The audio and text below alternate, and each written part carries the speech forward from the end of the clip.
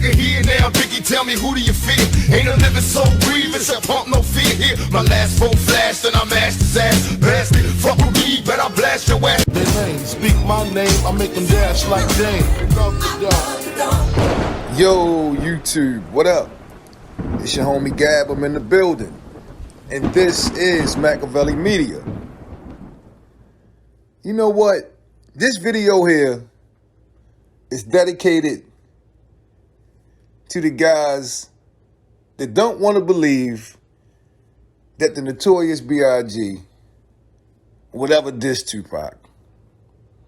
For the guys that tell you, when you show them concrete, clear evidence that you clout chasing, you making shit up, you put that there, Tupac was paranoid, none of this stuff ever happened. Yeah, them dudes. Yeah, you, sir. This is dedicated to you. Me personally, I have nothing against Biggie. I don't like how things played out between him and Tupac, but I got nothing against him. I don't know the brother, never met him, right? All I'm doing is looking back at the evidence that these two brothers left us.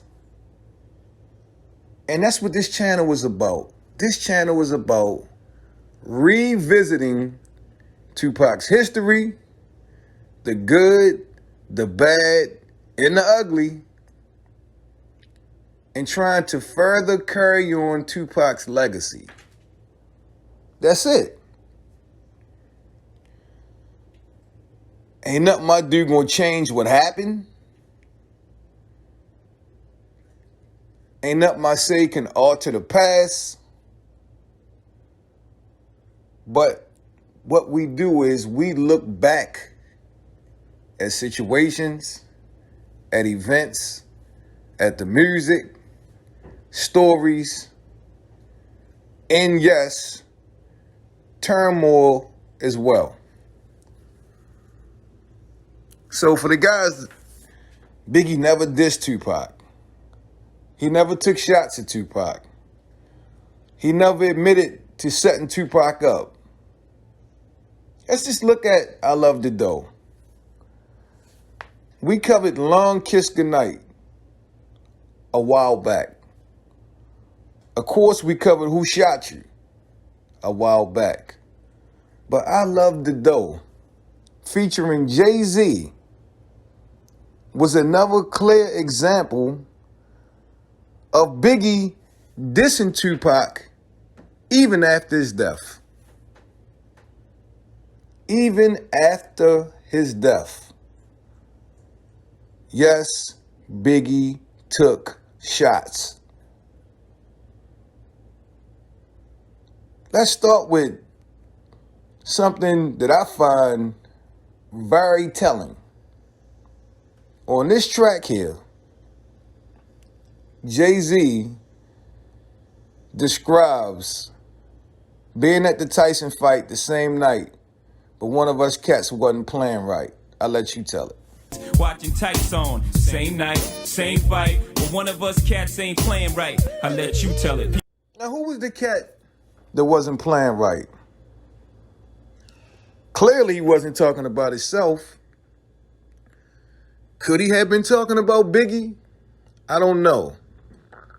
But this was a direct reference to Tupac being killed moments later, or should I say being shot moments later after the Tyson fight, because he died days later in the hospital.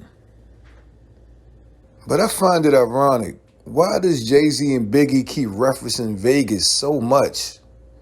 Like they're having the time of their life out in Vegas. They just balling out of control out in Vegas. We hit makers with acres, roll shakers in Vegas. You can't break us. I mean, it's obvious. It's a slap in the face because that's where Tupac was murdered at, out in Vegas. You know, Biggie talks about how people wanted him basically to diss back, but his approach was to be quiet and he got the gun go off. See you on, see me on, talking to sweetness, take it for weakness, and leave quick, block off. You know what I mean? It's just, it's clearly obvious, in my opinion, that this was a sneak diss track, a celebratory diss track after the loss of Tupac. And it's in poor taste. I mean, because he should have did these disses while Tupac was alive, but for some reason, they stayed quiet under P. Diddy's direction. And then after Tupac died, there was a lot of sneak dissing, a lot of subliminal shit going on. But blatantly, here's another one. And toast Chris Style on behalf of y'all. Too bad for y'all. Now this one here might be the most telling of all. Because for a guy, the notorious B.I.G., to claim he had nothing to do with the Quad Studio setup of Tupac. On Long Kiss, we heard Biggie say, "When my men bust, you just move with such stamina. Slugs miss ya. I ain't mad at you. We ain't mad at you. When my men bust, my homeboys." I thought you ain't know the people. I thought, you ain't had nothing to do with it. Anyway. And this one here, he says, Niggas is actors, niggas deserve Oscars. Me, I'm critically acclaimed, slug past your brain. actors. Slugs past your brain. That's a reference to the Quad Studio shooting, because Tupac was shot twice in the head. And why didn't he die? Because the bullets passed his brain. It didn't hit his brain, it passed it. He had graze wounds.